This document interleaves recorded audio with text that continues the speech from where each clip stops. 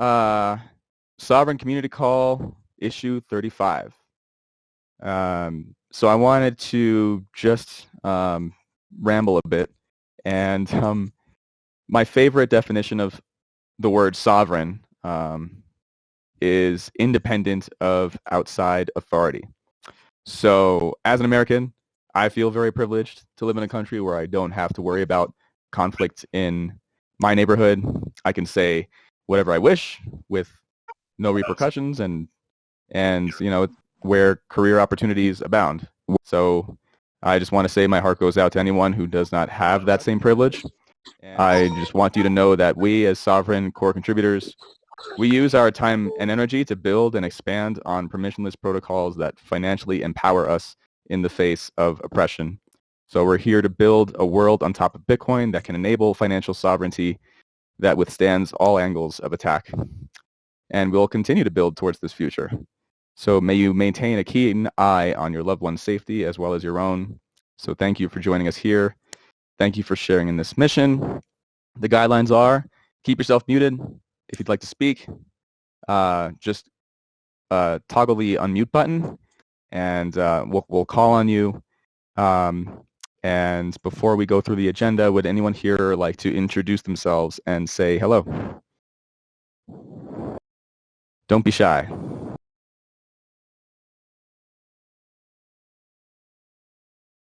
Alrighty, I'm going to pass the baton to Yago. Hi guys, I'd like to follow on from where Ingalandia left off. We are, I woke up this morning to news which should have been remarkable, but in many ways was not, which is that for the first time since World War II, a sovereign nation has invaded another sovereign nation in Europe. Now, there have been other military actions. There was a civil war in Yugoslavia. There was the introduction of Soviet tanks in Prague. But for the first time since the end of the most significant war we've probably ever had, two European nations are at war with each other, and one of those nations has been invaded with very little reason. And there are a number of contributors from Sovryn who are Ukrainian, are currently behind enemy lines effectively. We've been communicating with them before these events, and we're communicating with them now, and we're seeking to provide them whatever limited assistance we are able to provide. But I am glad that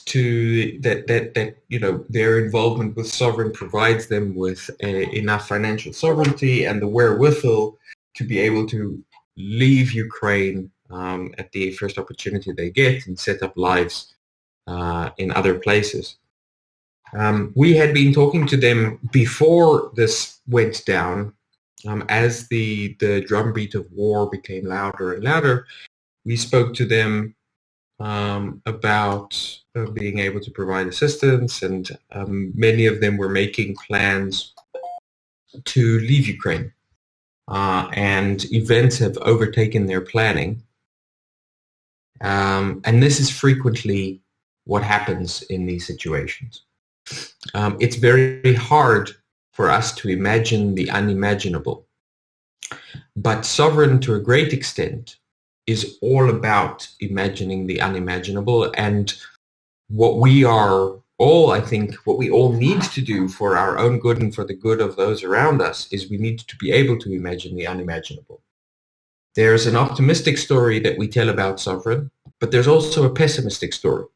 The optimistic story that we tell is the ability to build an economy around Bitcoin, a globally accessible economy that provides anyone, anywhere in the world with access to sophisticated financial tools, to financial self-determination, to property rights, and allows a intermixed economy to grow in an unlimited new frontier, which is, this digital metaverse economy secured by cryptographic property rights, and provides us with a window to a world where we see the greatest growth, the greatest prosperity humanity has ever seen, and the ability to bring billions of people who don't have access to good property rights and to the global economy into it.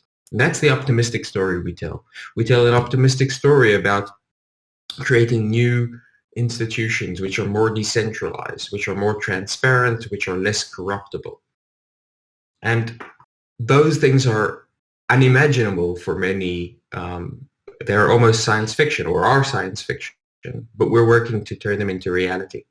But there's also a pessimistic story about Sovryn. And the pessimistic story about Sovryn is that Sovryn was started in reaction to the greatest assault on civil liberties that the Western world has ever seen. We were locked up across the world in our apartments. We were told we were not allowed to leave. We had the right of travel taken away from us. Many of us found ourselves in situations where our families couldn't visit us because they were in different countries. I myself was split apart from my partner for months because of these types of regulations. People were forced to inject into themselves things that they didn't want to inject. There was complete incompetence by our institutions, who were not able to provide a minimum number of masks and basic medical equipment to doctors, and so lied to us, telling us that masks were dangerous, and then made masks mandatory. And so within all of that, Sovryn was actually created. And if you go back into the GitHub of Sovryn, which the distributed collectives GitHub, you'll see that the very first thing that exists is a 3D printed mask, and that a lot of the work that eventually became Sovryn started out as a way of distributing masks to people who couldn't get hold of them. And that's the way this decade started. 2020 was that assault on civil liberties. And since then, we've seen the US Capitol Hill undergo a coup, of a silly coup, but a coup nonetheless. We've seen what's recently happened in Canada. We now have what has happened in the Ukraine. And it's, I think, becoming clear that we need to be able to imagine the unimaginable and recognize that it can quickly become reality. I've spoken to people in Ukraine, and one of the things that I kept on hearing, even from people working with Sovryn, or people who should naturally be more suspicious, was that we are Slavs, the Russians are Slavs, there's no way that Russia will invade us. And people in Canada could not have imagined that their bank accounts could be taken away without due process. Nobody could have imagined that we would be in 2 years of lockdowns. Nobody could have imagined that the US Capitol Hill would undergo a coup by weirdos wearing horns. Everything is impossible until it happens. And then suddenly, we have a president who was a reality TV show host. And in that pessimistic world, a world which has increasing volatility, increasing authoritarianism, a world in which digital fiat, which is controlled by governments and their control of the banks, combined with digital surveillance, gives tyrants unprecedented power. And where we see more and more a willingness by governments, even in the Western world, like Australia, to shut down their entire country for 2 years and take away people's right to see their families, to go to marry, to weddings, to visit their loved ones in hospital. It becomes increasingly clear that even in our most comfortable Western liberal societies, there's a willingness to use tyrannical powers, which most of us didn't conceive as possible even just 2 years ago. And within that world, Bitcoin and the cryptographic property rights that we can extend from it using Sovryn are literally the only hope we have against the dark tyrannical future. And so we don't know what future we're building Sovryn for an optimistic future where we can provide people with prosperity and self actualization in a way that was never before possible, or as the last line of defense in a world which is becoming increasingly dark. So we're building Sovryn for both, and we need to be able to imagine the unimaginable if we want to stay sovereign. Thanks. That's all I have to say. Thanks a lot, Idan.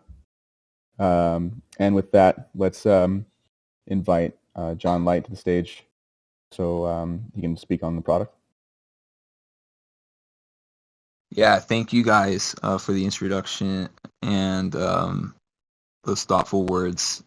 Just want to say solidarity, peace, and love to the people in Ukraine and Russia, because I know people on both sides that are not happy about armed conflict. Getting down to the business of Sovryn, on a positive note, I would like to introduce that we have a new person on the product team. So he goes by the name Peely here on Discord.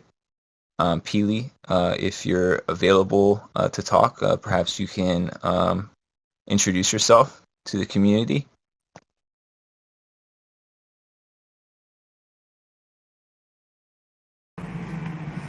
Hi, can talk? Can you hear me? Yep. Okay. Yes, sir. So, hi guys, I'm Pili. I'm an experienced product manager, but I am fairly new to Sovryn. I'm trying to catch up. It's really exciting, and I really like the guys here, and I hope everything will work out for the best.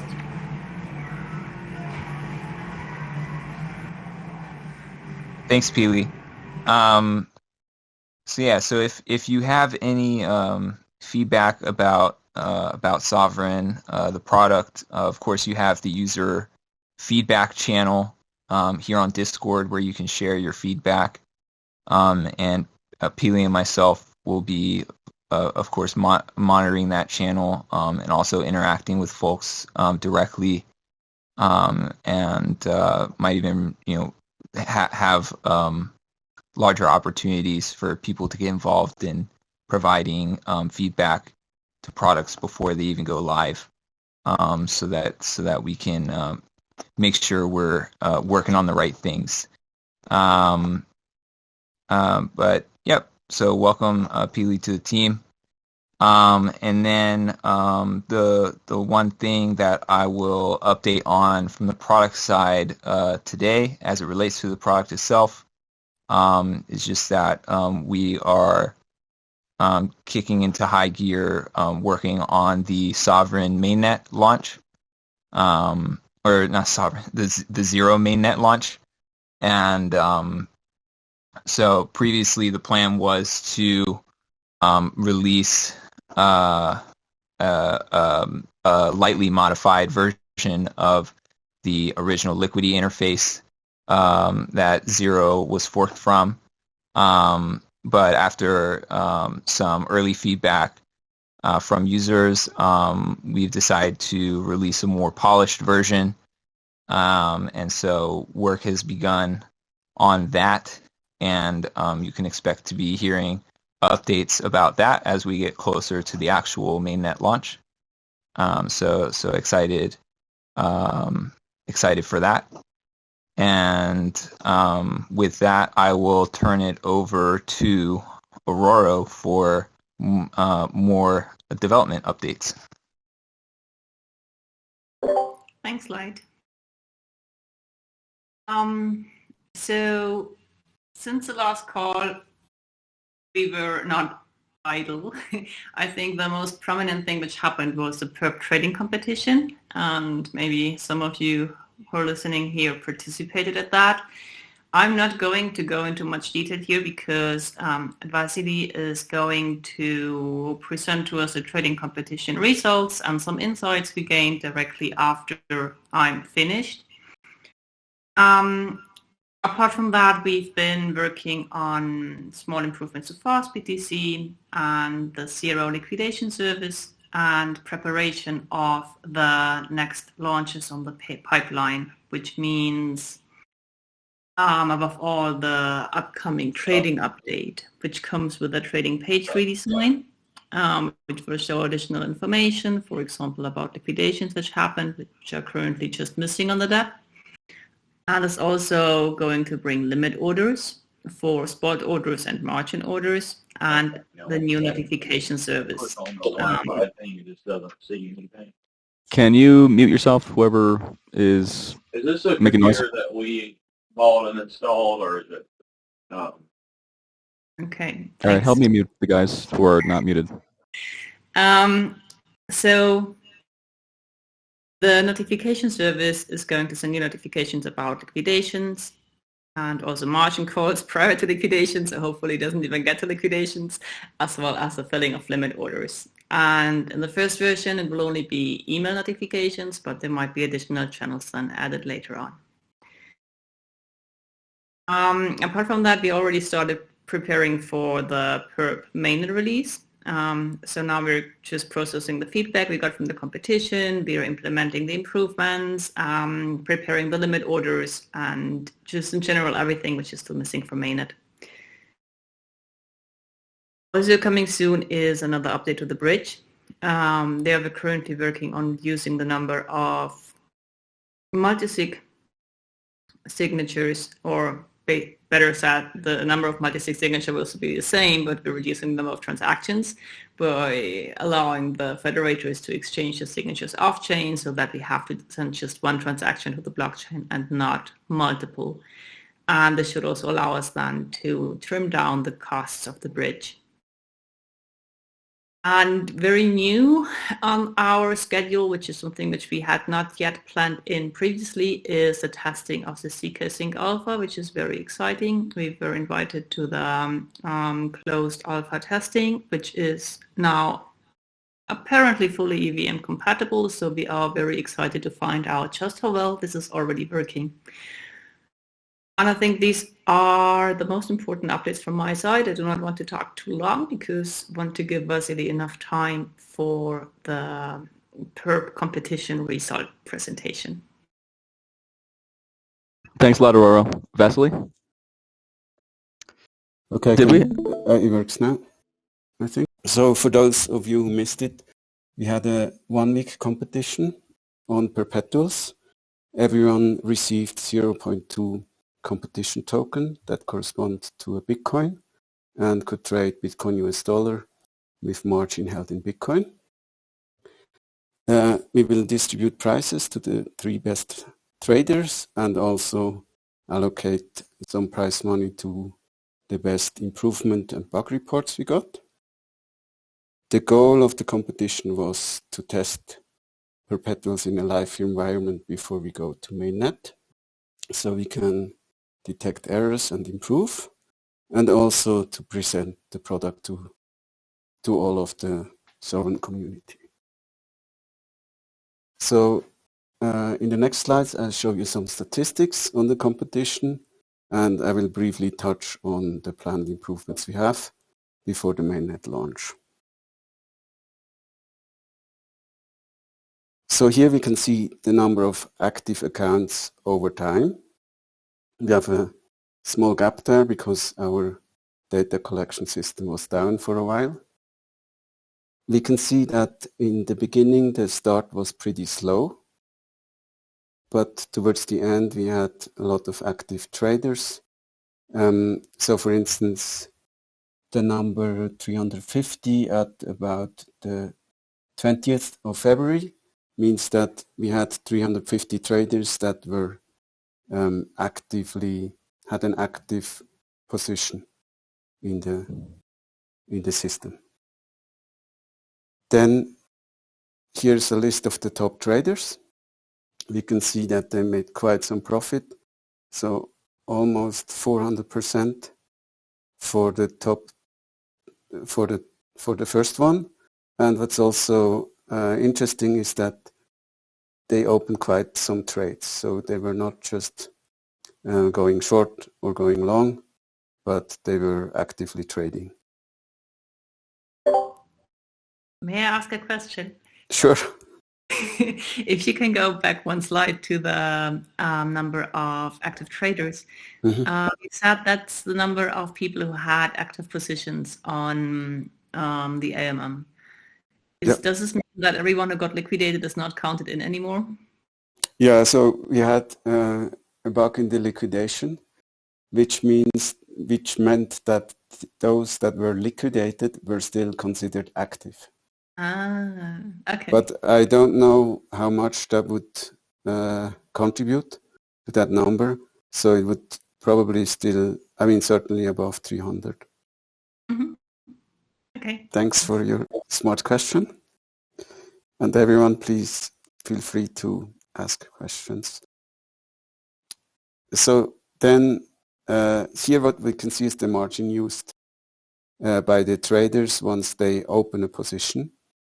The 0.2, where you can see that red vertical line, that would be the margin if they used the whole of 0.2 Bitcoin that they were allocated. And then obviously over time you could use more if you made more profit. And what we also see is that not everyone went full in.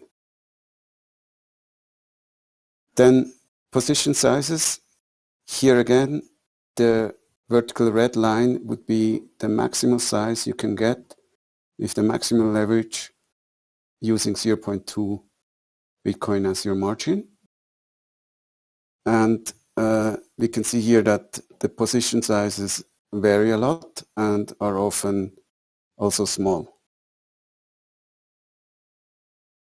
Then here we can see the leverage used. Again, the red line means the maximal leverage you can get with the initially allocated amount of 0.2 Bitcoin. And we can see that the peak leverage is around 10.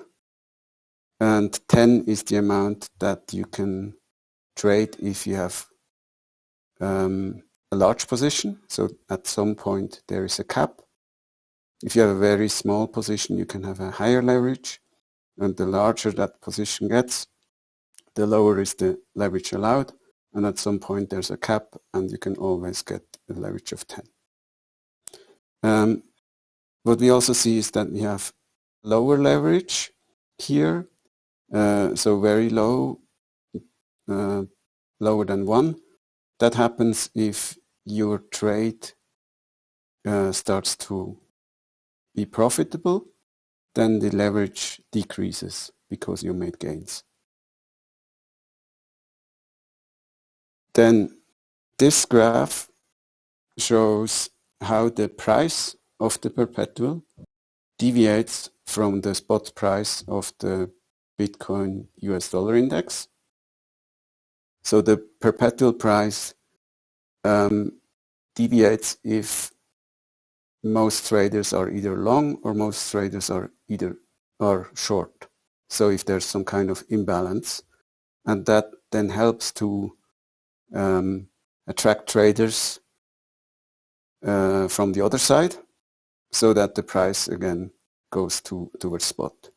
And we can see that the max deviation we had was around 50 basis points, which is still lower than many exchanges have spreads. Then this one is the last statistics I'll show, which is the funds that were accumulated over time. The perpetual has 2 funds, which are important here. One is the called AMM fund. The other one is called default fund.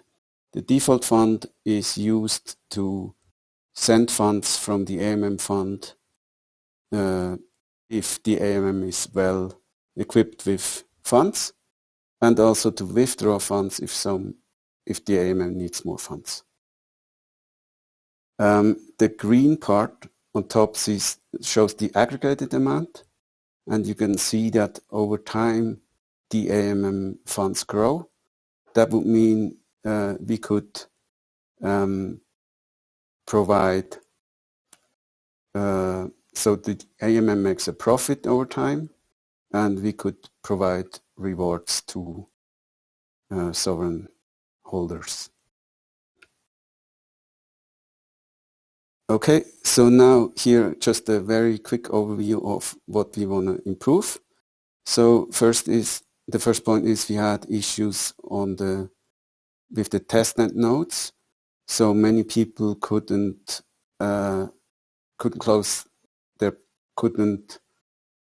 get their transactions through, so couldn't open or close positions or change leverage, couldn't interact often. And what we did is we provided a Sovryn-owned node, but we did that only about halfway through the competition. Then the GSN, so that's the ability to pay the fees in Bitcoin, even if you are not on a Bitcoin native chain. So the GSN implementation often failed, and we have to improve that part. Then we also have some improvements to do in the front end. So one part is also how we explain what things are. So we could see, for instance, that people mixed up market price and market price. And we got a lot of feedback also on what to improve in the front end. Then on the contract side, we have that bug I mentioned with the liquidations and something related to that. And we also want to go again through the settlement part, which is active when the perpetuals are shut down.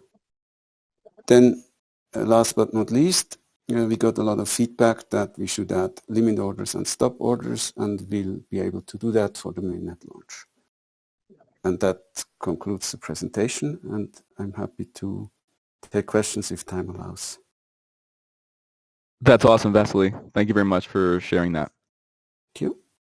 I don't know if you mentioned this already, but how much in fees were accrued by this whole period? Okay, so let me go back to the presentation. So we can see that the green part is actually what the AMM makes accrues in fees and also basically trading profit. And so we can see that it increased from 40 Bitcoin to 70 Bitcoin, corrected for the bugs that Ororo mentioned with the liquidation. And so the thing is, we also have a target size of those funds, and we would only consider a profit once we are above the target size. And we don't display the target size here because we also did some test trades where we had something like, don't remember the number, but a huge position of probably 15 Bitcoin or so. And through that test trade, the target size jumps up because the system thinks people will trade such large amounts. And then that led the target to move above those 70. So from that perspective, with that test trade, the AMM didn't make a profit, but obviously this is not realistic. So it's pretty sure to say that the AMM made a profit. And if I remember Antonito's statement well, he made the analysis, it's about 10 Bitcoin. Now that's quite large, but we also have to consider that traders went quite extreme. So they traded more, and they traded probably with less scrutiny because it wasn't their money that was traded. So it's a bit maybe misleading, but so we can't trust the number, but we can say that there's certainly some profit to be made. Does that help? Yes, thank you, Vasili. Do we have any other questions from the audience?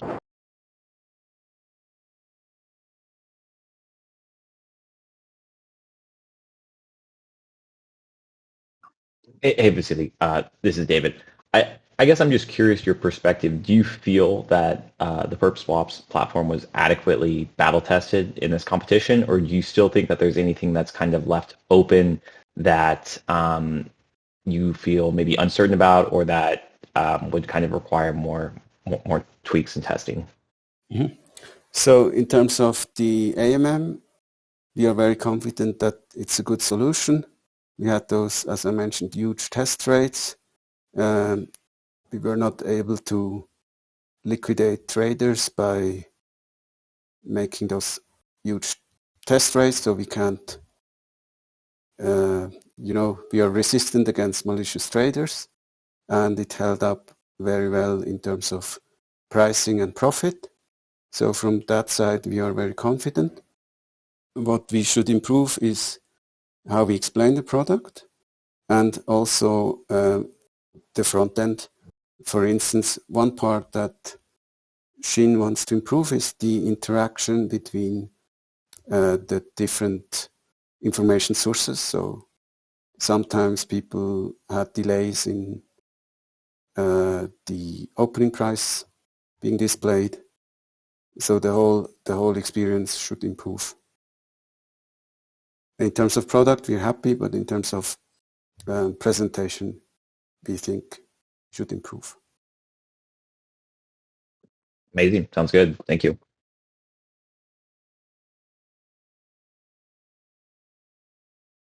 Are there any people here who were involved in this and would like to share some feedback? Any traders in the call?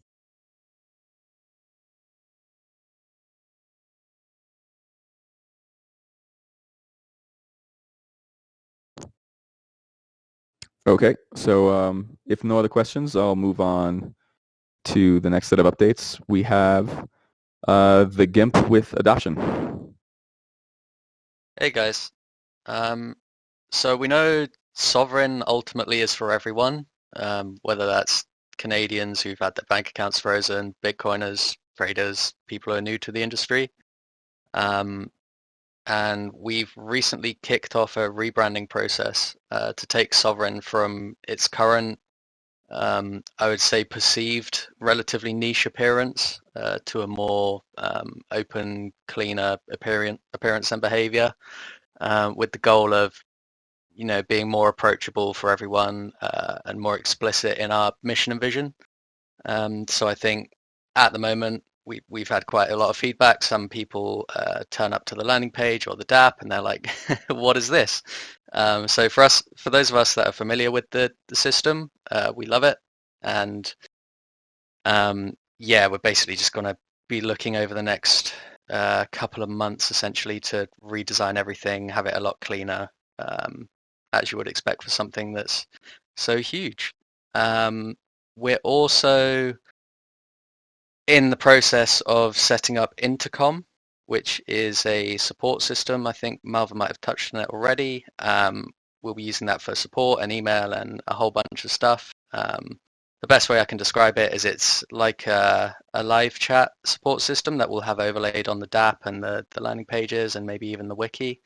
So you can query that. We'll have bots set up that have AI learning to learn what answers to give to certain questions, and then we'll also have the community managers set up on there for live chat for you guys to save you having to go between Telegram and the support channel and Discord, and our fresh desk ticket system should make everything a lot easier for people who need assistance at Sovryn. We've also got, hopefully everyone's seen, the Sovryn Mayhem event started this week.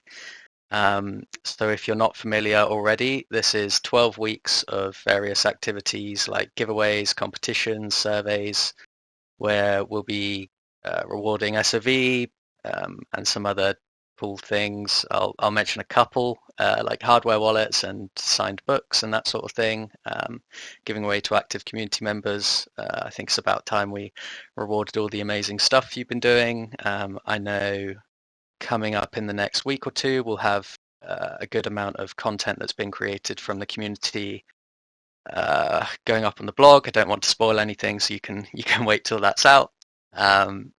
But yeah, the first event started earlier this week with a pretty simple meme competition where the top 3 memes will share about, I think last time I checked it was about $1,800 of SOV between the winners. And then things like that will be happening every week for at least the next couple of months. Shout out to the community managers for making that happen. You guys are awesome. And to stay up to date with all the active Mayhem events and to see who's won and that sort of thing, we now have a dedicated announcement channel and a discussion channel in our Discord server. On the topic of Discord, I will be doing very soon a quick cleanup of all the channels and categories, just rearranging them into more intuitive spaces and names and adding descriptions for every channel so everyone knows exactly what's going on and where.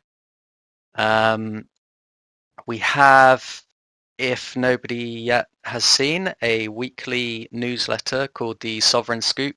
It's basically if you want to stay up to date with the latest and greatest from Sovryn, but maybe you are fed up of the constant pings from the announcement channel or Twitter and you've muted it, or you just want just one concise update, we have that going out. I believe it's every Monday.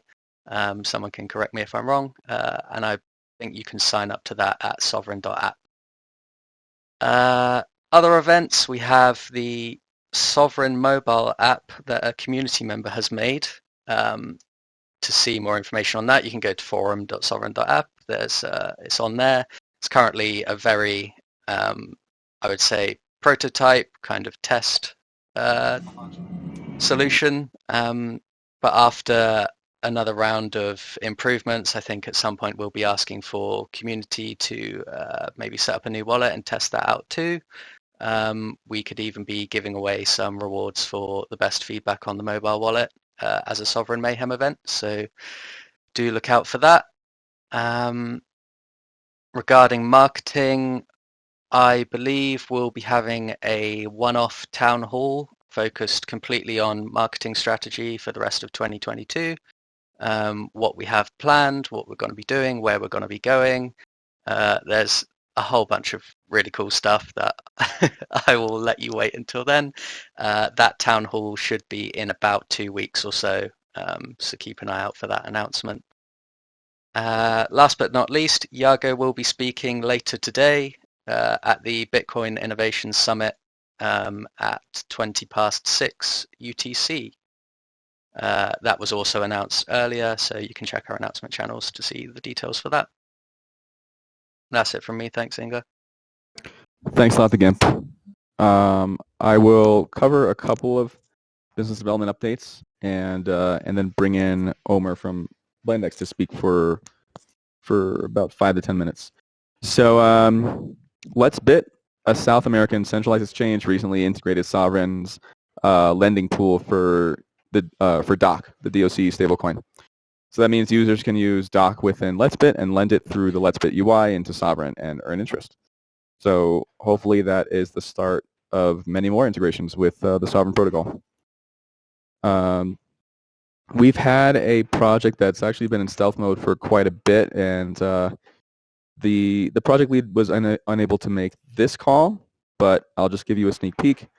They're building a stablecoin reminiscent to Rye from Reflexer with an algorithmic redemption rate model, so a non-dollar pegged stablecoin that has some inflation resistance to it. So perhaps we'll hear more about it in the next community call. And finally, Omer, if you're there, let's bring you up to the stage. I don't know if you're I am that zero. I'm here. Muted you. Hey guys. Okay, great. Yeah. Thanks, Ingla.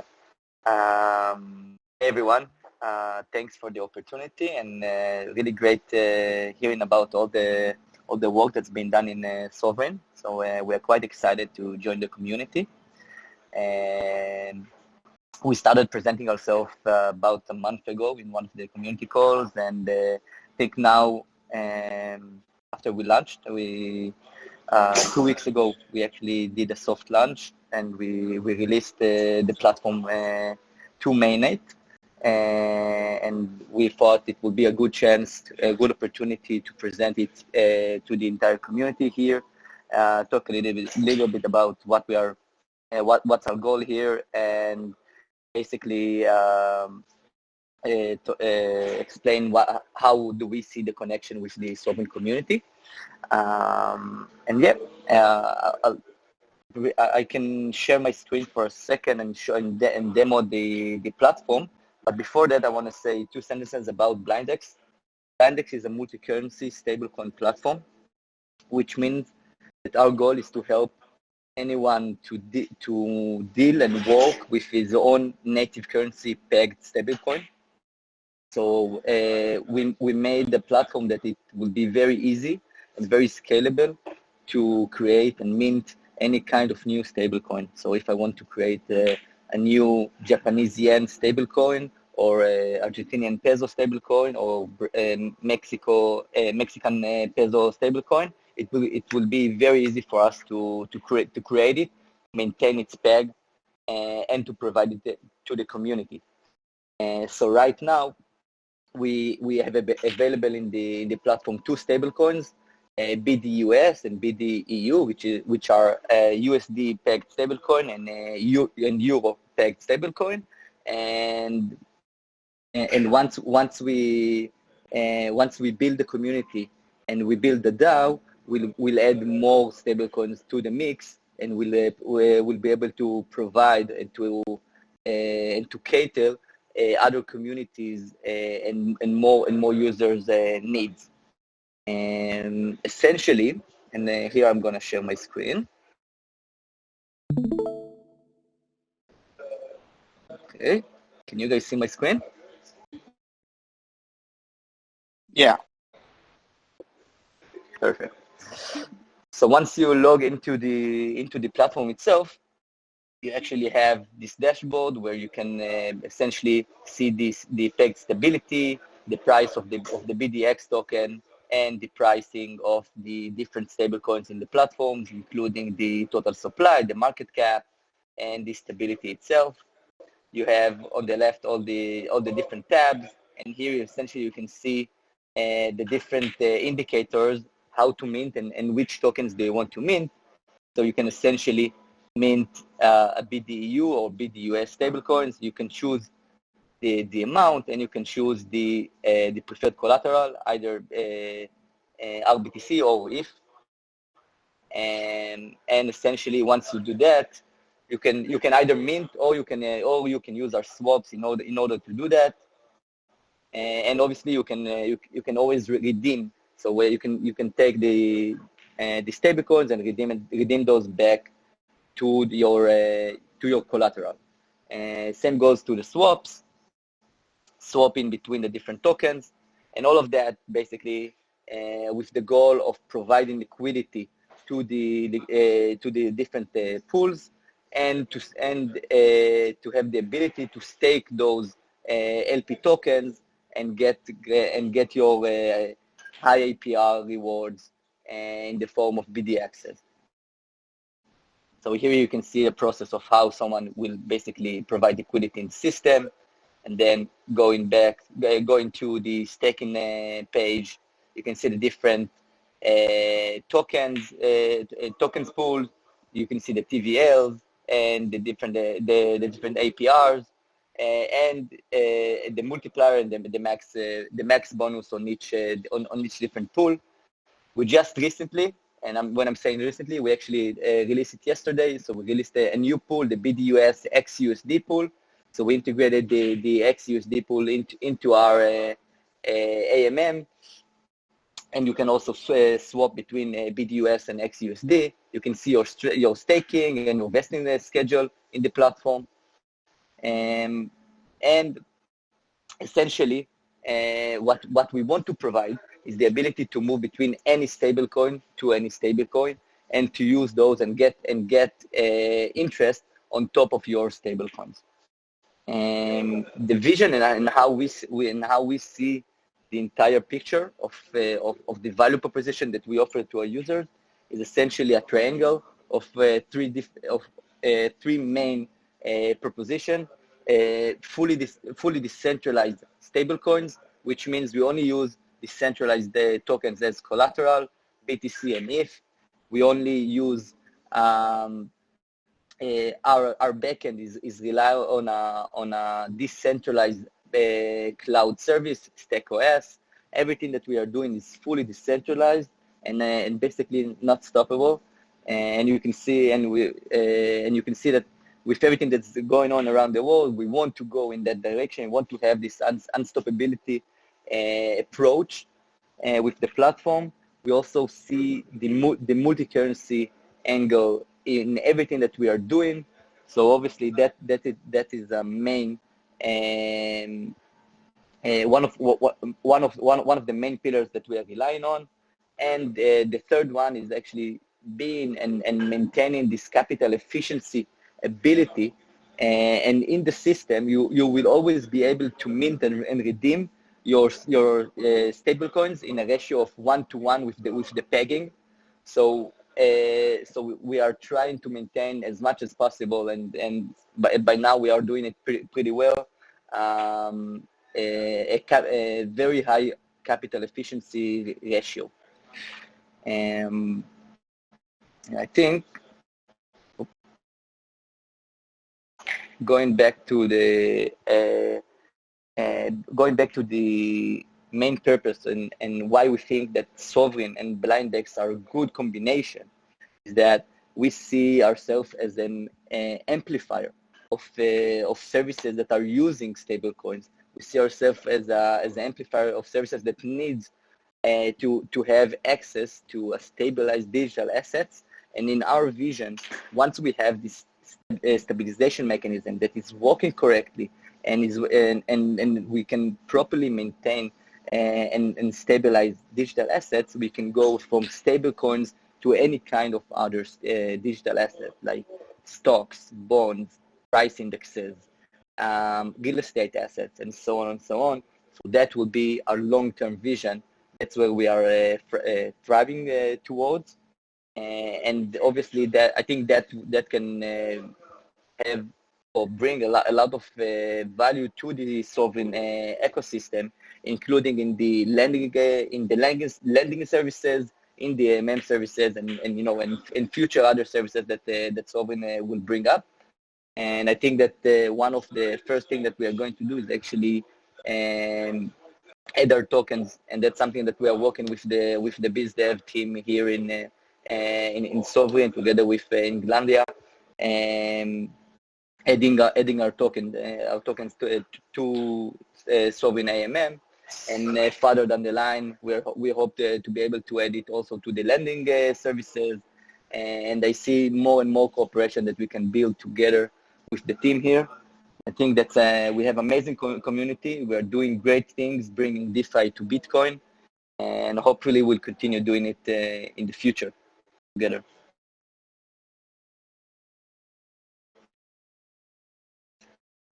And I invite everyone also to join our Discord channel and Telegram groups to get and to hear more about the news.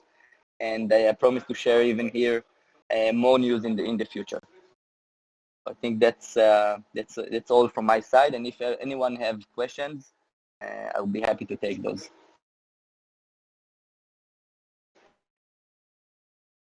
Thanks a lot, Omer. Do we have any questions regarding Blindex that we can ask Omer? Where the website will be shared in which channel? I'll share it here in the chat and also in the general chat in the community, so you can see there. And it's blindex.io anyway. So Thanks.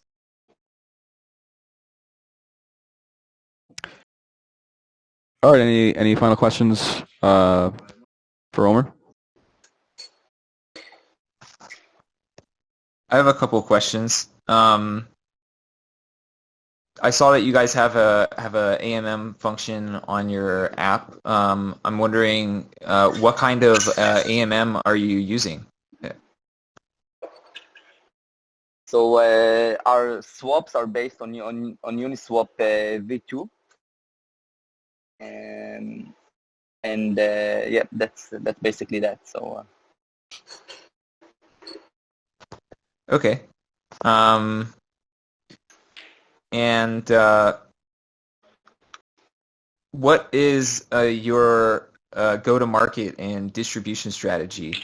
Like it's one thing to be able to create assets. It's another thing for there to be market demand and people to be able to use them. So what's your plan for adoption?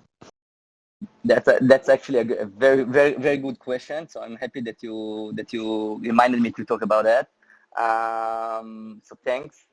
Basically, what we are doing now is after our software launch, is we are looking into more use cases to add to the platform. So we are looking to for those communities and for those users that are looking for those stable coins and are looking for those alternatives to their native local currencies. And I think the next step would actually be to add those use cases to our platform. And when I'm saying use cases, I'm talking about new stable coins. But we won't do it before we'll have those, those communities that needs those stable coins and want those and will use those. That's one thing that we are doing. We are looking for those people. We are quite open for any ideas and propositions. So if you got some ideas on that regard, we'll be grateful. And also working with the RSK ecosystem.